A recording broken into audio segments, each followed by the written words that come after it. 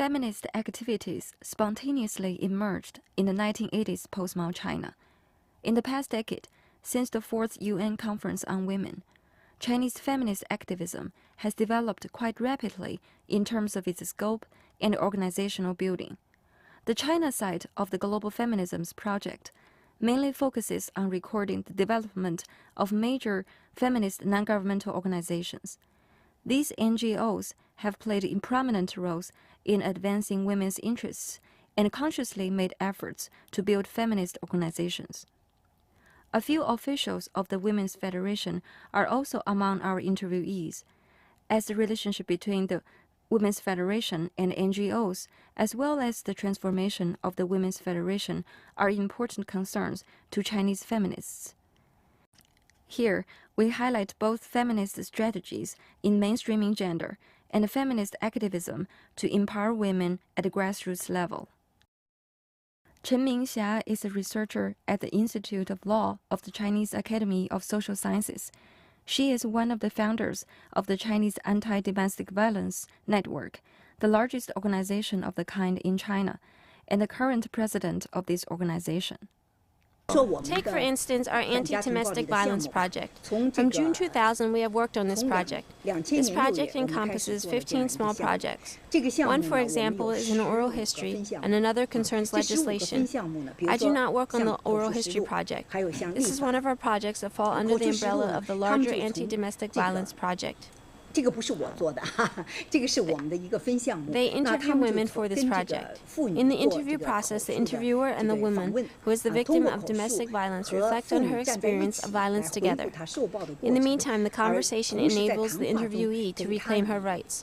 Through the process, she will not only be able to recognize that being a victim of domestic violence is not her problem. In the past, these women often thought they were to blame. Moreover, she will be able to stand up and oppose this kind of violence. In the end, some people who were interview subjects became volunteers for the anti-domestic violence program. Therefore, I feel that this process tells us there's a very big difference between the two approaches. You stand in an observer's standpoint and research these women, or you stand with them together to research women's issues. In this way, we empower ourselves and we all raise our consciousness. This is our own process. I think this is an example. Moreover, we have also held many trainings. For instance, we have carried out trainings for victims and lessons for abusers. I think this process also involves introducing men to feminism or revealing to men how harmful domestic violence is. This allows him to recognize that actually he himself is also one kind of victim. What kind of victim is he? He lives in a kind of male-dominated society. This kind of masculinist culture and male control are harmful to men. They cause many problems such as the inequality between men and women, the notion that men are superior and women are inferior, and so on. Actually, people see issues in this way. After people see issues in this way, we can move towards a society of equality, of gender equality. This is the goal of our project. 男尊女卑等等这样一些问题得到认识以后，就能够更好的使社会，怎么说呢？ 更向着一种平等的性别平等的方向前进。I can talk about another example in our attempt to have some kind of intervention in the legislative process. I have participated in this work and I am one of the main participants. We came to realize that our laws must reflect the idea of gender equality. Take the female victim of domestic violence, for instance. A woman who has been abused over an extended period of time takes matters into her own hands and kills her husband. How do you protect this kind of woman? How do you ensure that during her trial she has the rights that she should have and she receives a less severe sentence? Also, for instance, the application of theories like oppressed woman syndrome in our project will give us a gender perspective in our legislative process when we consider laws concerning evidence collecting, the definition of evidence, providing protection and stopping domestic violence. Thus, we can propose innovative legislative ideas that have a gender perspective. We have already offered some suggestions on the anti-domestic violence legislation to the National People's Congress. This draft was already submitted to the 10th session of the National People's Congress Legislation Committee. This kind of process and this kind of work are accomplished because we have employed such notions and feminist ideas. Therefore, we could organize the experts and accomplish these actions. I think this is a good example. But in the past, I think the time period before the 1990s, we simply upheld the notion of fairness and justice for the abstract man in the law.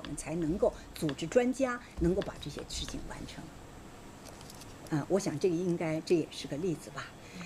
但是在以前呢，我觉得在90年代以前，我们做可能就是一般的法律所谓的抽象的人的公平正义的观点。我们反家暴项目应该说是2000年6月开始。Our anti-domestic violence project began in June 2000.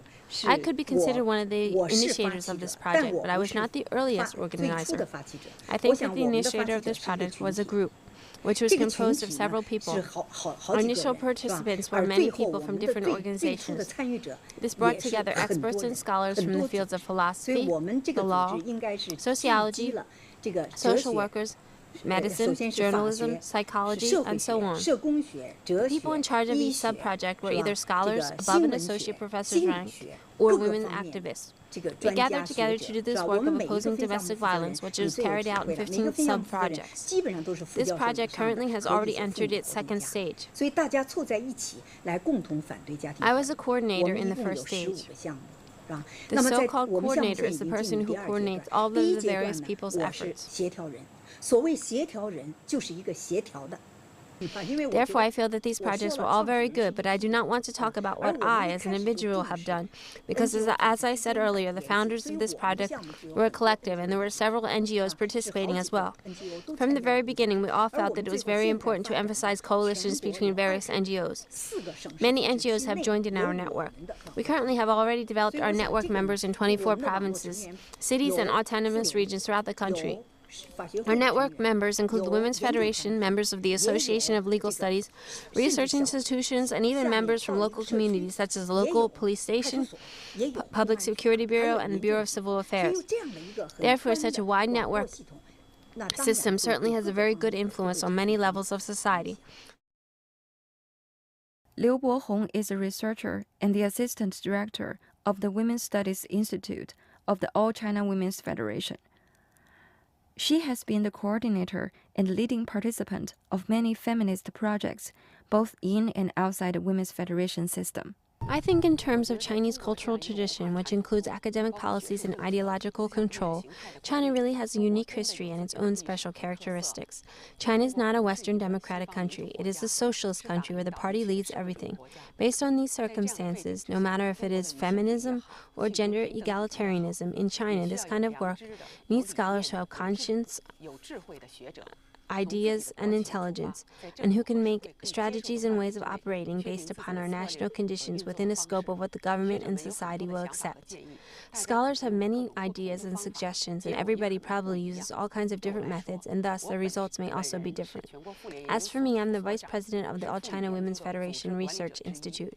Therefore, I'm one of the administrative officials of the organization. One of my greatest responsibilities is to promote the research results in the field of women's studies so that they bring about the greatest degree of transformation that is possible. Therefore, I do my best to find opportunities and channels that are acceptable within the existing structure to enable women's studies research to affect policymaking. When the government was working to revise China's marriage law, I participated in this process as the representative for the Chinese Women's Research Society. All of our suggestions were not accepted, but some were. Although very many of our opinions and suggestions were not accepted, we have made progress, since in the past we would not have been able to be a part of this process at all. We call the project with the International Labor Organization the 3+1 program. The 3 refers to the three-party structure in labor organizing. In China, this encompasses the Ministry of Labor and Social Security, the All China Federation of Trade Unions, and the Chinese Enterprise Confederation. The one is the All China Women's Federation. We gave our own project a set goal. We hope that through this project we could shift our conceptualization of women's development from women in development to gender in development. Our government and the Women's Federation have tried to solve the pressing real problems faced by women, but they do not pay enough attention to changing gendered structures and systems. For instance, the Women's Federation has promoted activities such as constructing good families with 5 kinds of harmonious relations, 2 studies, 2 competitions, women's outstanding achievements, and so on, including the Empowerment Campaign. All of these programs are carried out within changing gender relations and the structures. Also, in their work to help the laid-off women to gain employment again, they encourage these women to do service work in their communities. This places these women in non-regular employment. In the employment structure, they are engaged in the lowest level of work. The Women's Federation's goals stop at meeting the government's goals of reducing the rate of underemployment and helping these women find work. However, no one has considered the deeper issue of Social Security, career development, women's decreasing position in the employment structure, and the traditional view that men should tend to matters outside the home, while women should be concerned with matters within the home. This kind of mentality still finds its way into programs for women's development. It simply adds women in development. It regards women as the object of development and the development of women as a means of the government to realize its goals of social development. How do we transform our way of thinking about development issues to be people-centered and women-centered? How do we make women as the subjects of development? How do we change the gender structure, the system, and the institutions, as well as change the unfair divisions of labor and social roles when we promote women's reemployment? How do we achieve a new understanding of developing issues through these kinds of work? All of these concerns about women and development are included in our projects. Because the current conditions of society, culture, education, and also some systemic reforms in China have not achieved a certain level, we cannot all of a sudden achieve the levels promoted by GAD. But since human society has already developed to the stage where GAD can be our goal, we should try to implement the high standards in GAD when we consider the issue of women in development. We cannot always consider these matters in isolation. This is one of the ideals of our project, but we are not sure to what degree we will be able to achieve this ideal. However, we continue to work hard at this. This work includes how to best convince leaders of the Women's Federation and leaders of the 3 parties involved in the system. We are frequently asked to give lectures.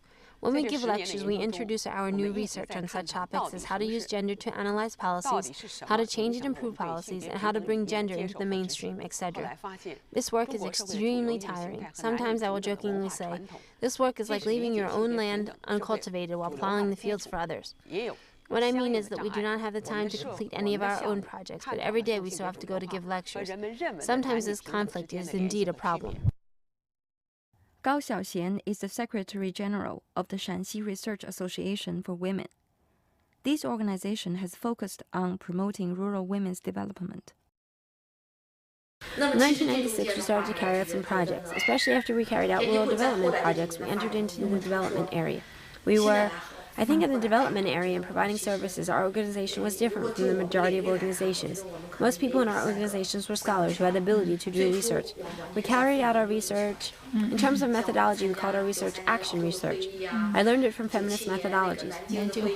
Before we do a project, we design a theoretical framework. Our projects aim to have some kind of intervention. During the process, we continue to evaluate our projects and make necessary adjustments. Finally, in the end, we have to evaluate the achievements of our work. This then further enriches our theory. This is where our Shanxi Research Association is different from some pure development organizations. When we engage in countryside development projects, we pay special attention to the question of gender and development. There is the issue of how to localize theories. We have made a lot of explorations and we've written a series of articles about this. In this area, we promote the mainstreaming of gender. We have also provided gender awareness trainings for many organizations and international agencies. We don't have the statistics, I'm not sure, but the other day they roughly counted and found that in the past several years we have given more than 200 gender training workshops. When did we start to move from development circles to non-governmental organization circles? That was in 2002 or 2003. At first we only paid attention to internally constructing our organizations. We only hoped this organization could continue to operate successfully. In 2003, with the onslaught of SARS, April 20th was probably the turning point of the crisis. The health ministry publicly talked about the pandemic. At the time, we were doing a project in Shenyang. We realized we could not get around in town. We postponed a lot of our trainings. So we thought we could write some articles. We had been asked to write about our work. Eventually, when we returned to Xi'an, SARS also appeared there. The media kept reporting the panic. Here salt was sold out, and there masks were sold out. We realized that SARS had transformed from a public health crisis to... We felt that if it was not handled well, it could become a social crisis. In this time, as an NGO, how could we serve as a bridge between citizens and the government, mobilizing the people to work together with the government to deal with this difficult situation? We spent 5 days in a entire 5 days to formulate our plans. We planned, designed, and found funding for a set of 3 big posters and posted them everywhere in all communities in Xi'an. These posters had a huge impact and were very beneficial. The media said that we handled a matter that the government should have been responsible for. I feel that during the crisis as an NGO, a feminist NGO, I think that society was able to see the strength of NGOs and the role of NGOs could play in society. He Zhonghua is the director of the Lijiang Research Association of Minority Women and Development in Yunnan. Her ethnicity is Naxi. Before her retirement, He Zhonghua was a researcher at the Yunnan Academy of Social Sciences and the director of its Institute of Sociology. It was after the 1995 World Conference on Women when I especially felt the importance of women's participation in society. Thus, I applied for a project in this area at that time. This project investigated the participation and development of ethnic minority women in Yunnan province. That project involved more than a dozen ethnic minorities. So I went to visit many places. The investigation had a tremendous impact on me, both emotionally and intellectually. From this time forward, I could not help but become more engaged in this kind of work. I have basically invested all of my energy towards working on these projects. When I had any free time, I would reflect on what I have felt and what I have realized during the process, and then wrote them down. This is basically what I did in the process.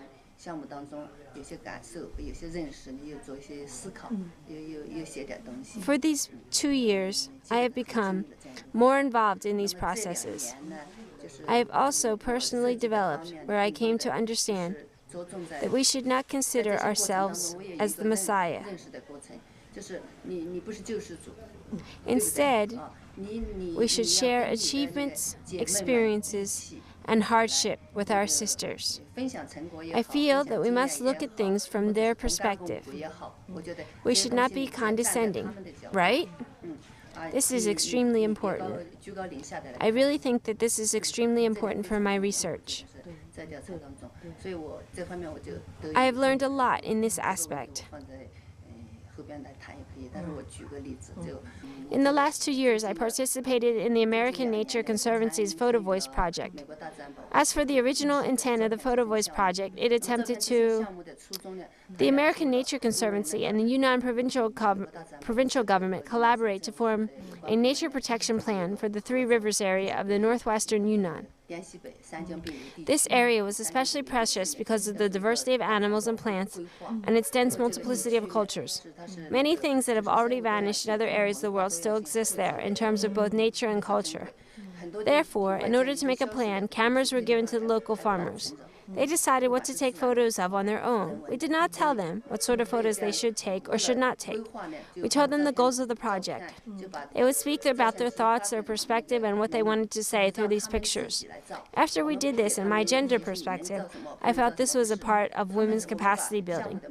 Moreover, it can also be considered as an attempt to enable women to directly participate in significant policy making. This is the way that I look at this project. Zhang Lixi is the president of the Chinese Women's University, the only university that has established the Department of Women's Studies in China. Starting from 2006, Women's Studies has been listed as a major on the university admission catalog. Thus, the China Women's College is then placed in this unique position. It both falls under the guidance of the All China Women's Federation, because it is the All China Women's Federation's subordinate school, but at the same time it is also under the guidance under the Ministry of Education. This is because degree-granting education in China falls under the Ministry of Education. So therefore, we have two supervisory bodies. From the point of view of the All China Women's Federation, we undertake the responsibility of training women cadres, implementing equality between men and women, which is a basic state policy, advocating for the equality of the sexes, and encouraging the spirit of the four selves among women, and so on. We take on these duties. Therefore, this kind of women's research, for the All China Women's Federation, researching women's issues is a natural part of one's work. Because of this, we are different from other universities. I often jokingly say that if professors at other universities want to teach women's studies courses, it is like struggling for a bowl of food to eat. Since women's studies is not an established discipline, they have to fight for time and resources to teach. However, at the Chinese Women's College, we do not need to fight for a bowl of food. What we do is teach women's studies courses. Therefore, researching and studying women's issues at the Chinese Women's College is natural. But at the same time, we also fall under the guidance of the Ministry of Education. The Ministry of Education supervises the construction of our curriculum, the majors that we offer, and supervises the degree and direction of the development of the institution. In this way, we are severely limited in what we do. For example, you have a women's studies department. We have established a women's studies department, but what degrees does the Department of Women's Studies issue to the graduates? What diploma do they receive? I do not know. If you want to recruit women's studies undergraduate students, you can. Why? Women's studies is not considered a primary or secondary discipline. We cannot recruit women's studies students, and therefore we cannot give these students diplomas. Because of this, you are absolutely limited. But under this kind of situation, as for me personally, although you have challenges, you also have very big opportunities. This time I came by my work as college president by chance. I could say that I am a voluntary feminist. I wholeheartedly identify with, accept, and approve many points. These viewpoints, strictly speaking, adhere to the Women's Federation's viewpoints, and moreover are the same as our state policy. In the end, our final goal is gender equality. At the same time, I am different from other people. I am extremely lucky to have some authority. Because I have some authority, I can appropriately act within my scope to handle matters how I want to. So under these kinds of circumstances, we have established the Women's Studies Department. The Women's Studies Department is now independent from the Social Work Department. The Social Work Department was the predecessor of what we called the Women's Movement Department. The Women's Movement Department changed its name to the Social Work Department because we wanted to bring women's work into line with the discipline of social work. Women's work is regarded as part of social work, but women, this community, is the focus of the Social Work Department. Therefore, the Social Work Department's curriculum, discussion topics, and research all center on the development of women. This is what makes us unique. When we established the Women's Studies Department, we wanted to specialize in women's research to train researchers who could then go on to other institutions to do research. We wanted to have people with these abilities. But in the Department of Social Work, we focused on the operational aspect. Therefore, in this kind of situation, we established a Women's Studies Department. We recruited students for the Women's Studies Department through the Social Work Department, but with a Women's Studies focus. Therefore, we used the loopholes in this policy to create a path away from the marginality in order to develop women's studies. Through this method, we were able to have the Women's Studies Department. First, I was the education director, then the vice president of the college, and then the president. I was the only president of an official Chinese women's college in the whole country. The first challenge to face was that our position didn't mean we actually had gender consciousness, that we consciously developed women's research, or that we carried on activities that promoted gender equality. Then, when I became president, you could say that I had authority. And at the same time, I also had a space for action. If you do not have this kind of space, it seems as if among other university presidents, even though they may have this authority, they still are not useful. Sometimes the area under their control does not allow them to create their own space for action. I happen to have both the authority and the space. For me, this is an extremely good opportunity. I can do things that I want to do. For example, some university presidents also encourage and approve of feminism, but they may not be able to carry out these things. There are some people who really approve of these ideas, but they cannot continue to carry them out. Therefore, from this point of view, I really was quite lucky. I could rather naturally unify my way of thinking, my ideals, and my work. Also, the focus of the school's research supports topics that are related to women. The point was extremely explicit. Therefore, at the China Women's College, your research proposal has to be relatively focused on women's issues, but any aspect of women's issues. Because we have a variety of departments, although we have 9 departments and more than 30 different areas, women's literature, more than 30 different areas of specialization. These 30 different majors all can be related with women. You can study women's literature, women's health, kindergarten principles, gender training, etc. We bring together all of our areas of specialization with women's education. It starts in the curriculum, but we also started a required course for the entire school. This course is called Women's Studies. This course is not only a 40-class-hour introduction to women's studies. In fact, in class discussions, we want to focus on the essence of the subject area. There are different topics. For instance, women in society, women in health, women in employment, and so on. It immerses students in the context of different topics. In this way, every department, in this way, you are a China Women's College student, and you must take this class. I think this is quite unique in the country. Li Huiying is a professor of sociology at the Central Party School, an institution that provides training for government officials of middle and high rankings.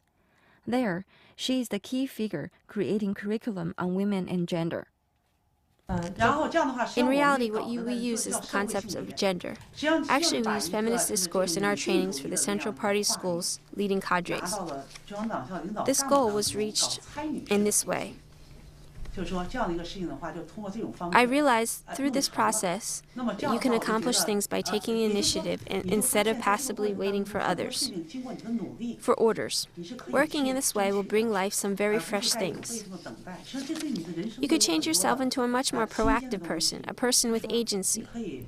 I feel that in this aspect that feminism stresses activism. Feminism is not only a theoretical concept, it encourages you also to take action. For me, this includes, in 2000, how we acted to introduce a gender curriculum, including women's studies classes, into the graduate program at the Central Party School. In 1999, we succeeded in getting the permit to create an MA program in the Department of Sociology. Now we could recruit master's students. At this time, we thought about how to successfully bring gender training into the sociology department's graduate curriculum. So I proposed we create a subfield, gender and public policy. In this way, we could recruit some master's students who specialized in gender studies. These 7 or 8 master's sociology students are required to take all of the courses. In this way, we can introduce many gender theories to the students. I think that those of us who engage in women's studies actually have a very important responsibility to spread these ideas in China. So at that time, we wanted to do this. But we encountered the problem of explaining the meaning of gender and public policy to people, especially the concept of gender. At that time, the head of my department called me and asked me what exactly was gender. She found the usage of the word gender was extremely new. She had never heard of it before. So I tried to explain this concept to her. I said that currently this new concept was emerging outside of China and this was a big intellectual tide in the world. Women's studies courses were already being offered in a lot of different countries. So in this sense, if we could offer women's studies courses, we were going to lead the intellectual trend. At that time, I felt that we were doing well. Because our sociology curriculum was new, we had to, as individuals, insist that we move in this direction and insist on including the new women's studies courses. We had several rounds of debates about the question of whether this course was necessary and whether we should incorporate it in the curriculum. Fortunately, we had the Women's Research Center and also a few teachers that were focusing their attentions on these kinds of courses. We became a powerful force that pushed for including women's studies courses in the curriculum. We tried to overwhelm them with sheer force of our convictions. The number of teachers in our group definitely helped to convince people. So because of our persistence and hard work, we were successful in setting the required courses and the subfields of our graduate program. I believe that the reason we were successful was because how diligently we worked towards this goal. In the traditional sociology program, there was absolutely no kind of course like this. However, after we took this action, we were able to incorporate our course. So up until this point, in the 3 classes in the sociology department, we have made them take women's studies classes. One of these classes is the master's curriculum, the curriculum for graduate students studying for a higher degree. We also have graduate students who work as public servants and also take classes. They are all above a certain administrative rank. They can take some classes here and pass a test in order to attain credentials in sociology. However, they will not obtain a degree. These people all currently work and are all leading cadres. In this 2-year program, they take weekend classes. In class, we integrate social policies and the contents of gender theories. Another class that we offer is independent studying with advisors, available for officials with higher ranks who also work while attending graduate classes. They are provincial-level cadres. Thus, every 6 months they attend one session. Gender and public policy is technically an elective course in their curriculum. However, they almost have to take this course. This is our Chinese characteristic. Although it seems to be an elective course, we actually make it required and insert the gender contents into the program. So now we currently have students studying gender in several classes.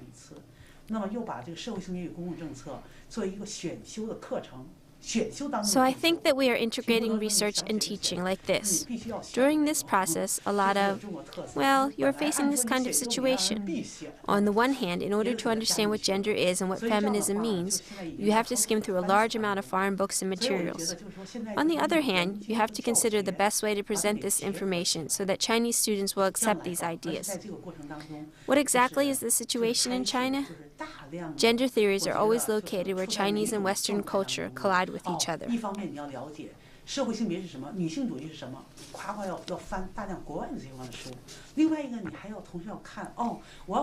I feel that one of the great things about feminism is that it can give you a broad space to think. Feminism includes many different streams of thoughts and many different points of view. Thus, I believe that this is really inspirational for us.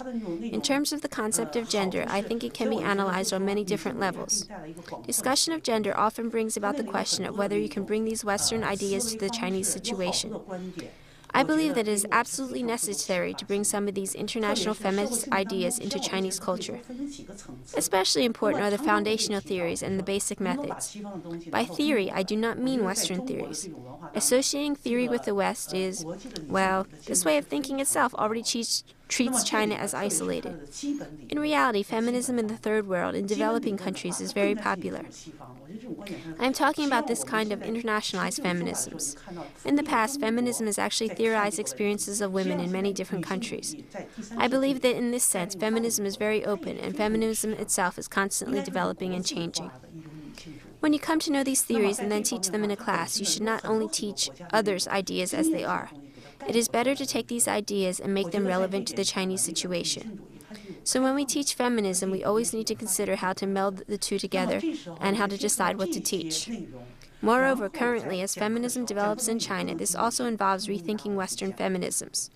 Well, now, I am thinking that Chinese feminism from the early 1990s to the present, for the most part, has been a period of translating and borrowing outside theories. This has been a continual process, and it is very necessary, since if you do not introduce foreign works and theories, you may never really understand what other people are doing and talking about. So we must bring them in. Only by doing this can you then begin to compare. You have to see which theories are universal and which perhaps have to be adapted to the Chinese situation. I think Moser, she talks about triple roles. She asserts that developed countries and developing countries are not the same. In most developed countries, the sexual division of labor is strongly evidenced. Men are in charge of external matters, while women are in charge of the home. However, in developing countries, being a woman does not imply only one kind of role.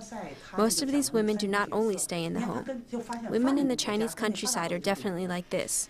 So many women study scholars have gone to many different countries to do research. They then discovered that there are different phenomena in different areas of the world. In China, an agricultural country, I think there are many phenomena that clearly reflect the differences between the developed versus the developing country. For example, in the West, there is often an emphasis on the sexual division of labor. Why? Because it is everywhere in life. But scholars don't pay much attention to the marriage system, the patriarchal system. However, in China, the institution of marriage, especially in the countryside, is very common. Moreover, the patriarchal marriage system has enormous impacts on many rural Chinese women. It affects the problems of land allocation and education. Many people that since when women get married, they become part of the man's family. It is not worth it to spend so much money educating women. In this way, women's education is connected to the institution of marriage.